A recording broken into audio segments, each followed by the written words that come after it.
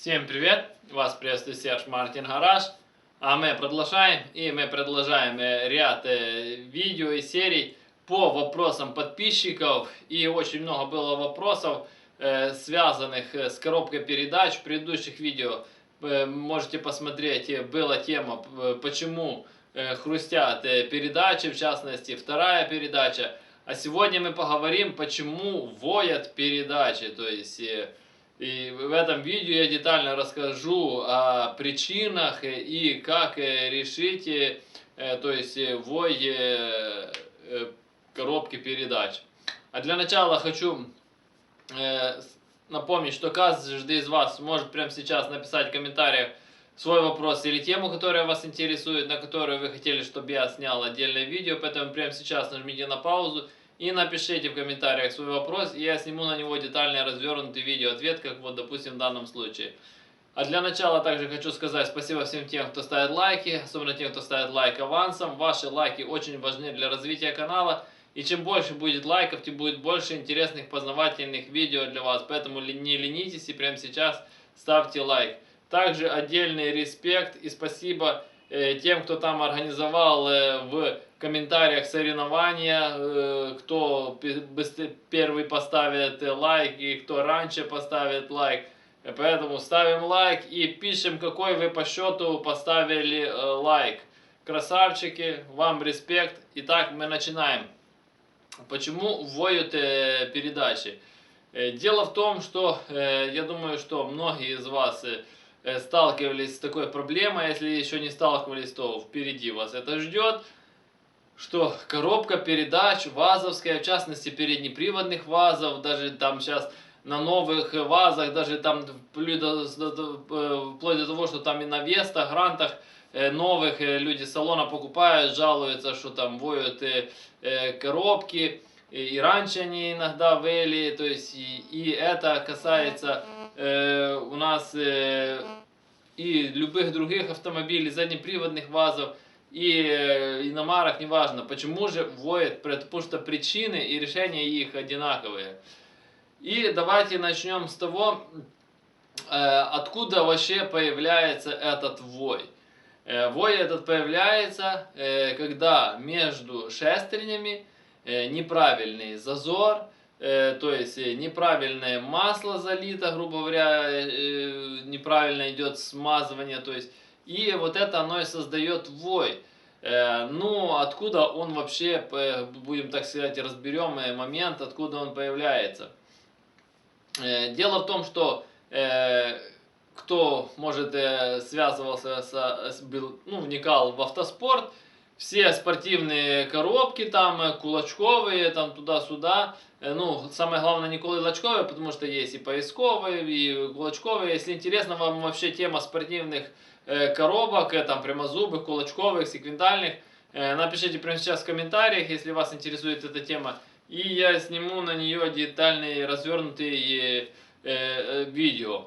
Итак, у спортивных коробок, так называемых прямозубых, то есть то, что кулачок, то отдельная история, а именно прямозубых.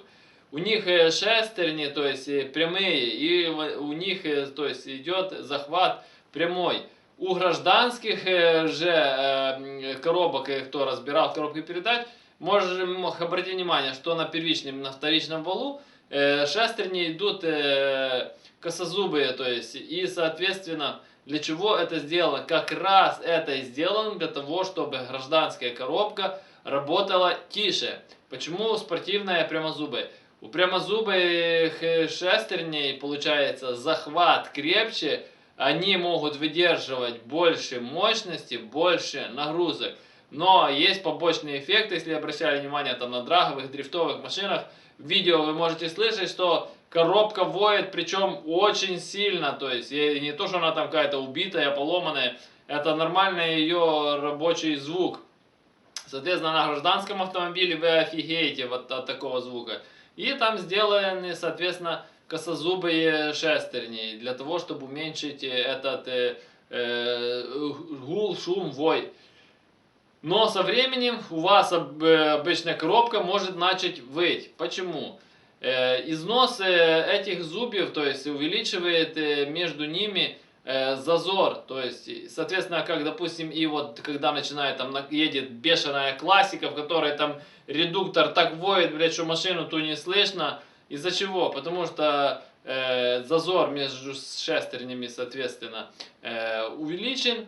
И потому что для того, чтобы она нормально тихо работала, должен быть определенный зазор. Когда он увеличивается, то есть изнашивается зубья, то есть и, соответственно, зазор увеличивается, и у вас начинает коробка на разных передачах выть. Отдельно я сниму видео, а потом почему воет пятая передача, потому что там есть свои особенности. Так вот, и начинает у вас выть одна или несколько передач. С чем это еще также может быть связано? Залили масло, которое не подходит. На канале есть отдельное видео о маслах в коробках, там GL4, GL5 и все такое. Кому интересно, на главной странице моего канала нажмите на все видео, и там найдете ответы на все свои вопросы.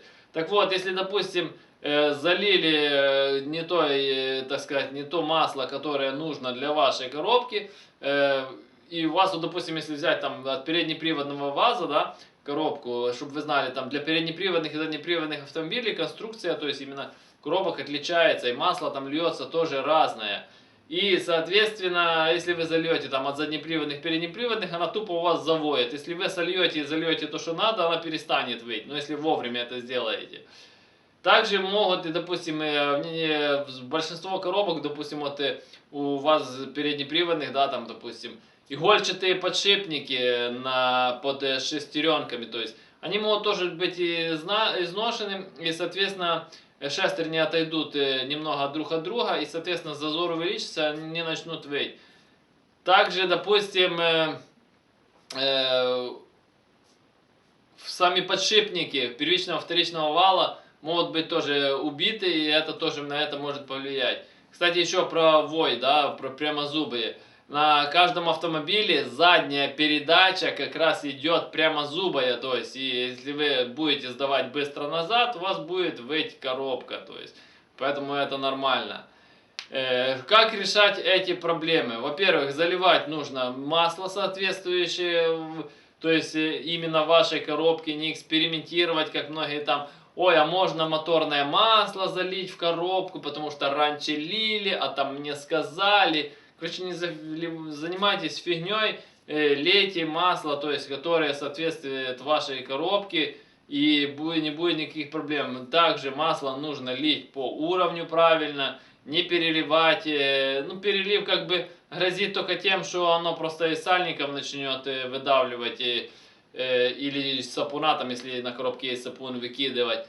Допустим, низкий уровень также может повлиять на то, что коробка будет выть, особенно на тех передачах, которые плохо будут смазываться, потому что, допустим, шестерни там на передачах некоторых больше, на некоторых меньше.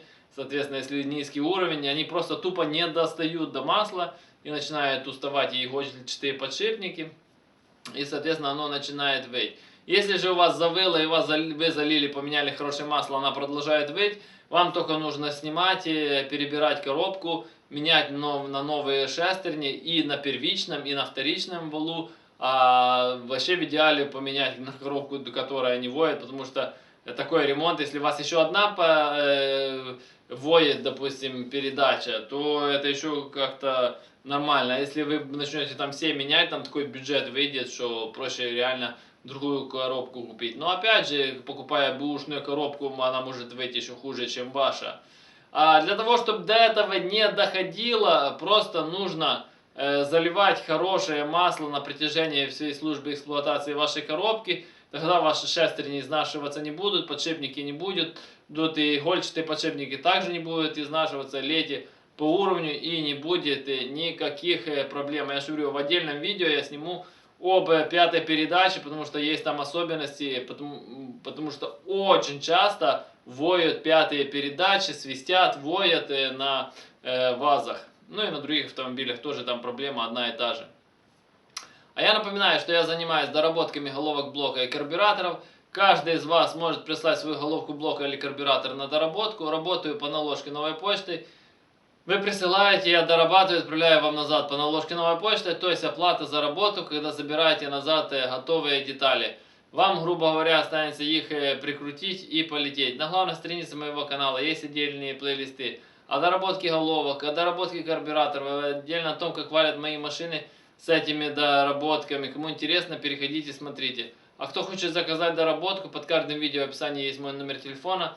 Звоните, я всегда на связи, напрямую заказывайте. Также напоминаю, что номер телефона непосредственно для заказа доработок. Все вопросы, комментарии, консультации пишем внизу под видео. Все их читаю, по возможности стараюсь на все отвечать. А кому понравилось данное видео, ставим лайки, подписываемся на канал, кто еще не подписался. Жмите на колокольчик, чтобы получать уведомления о новых видео. Делитесь данным видео со своими друзьями и в своих соцсетях. Всем спасибо за внимание, всем до свидания.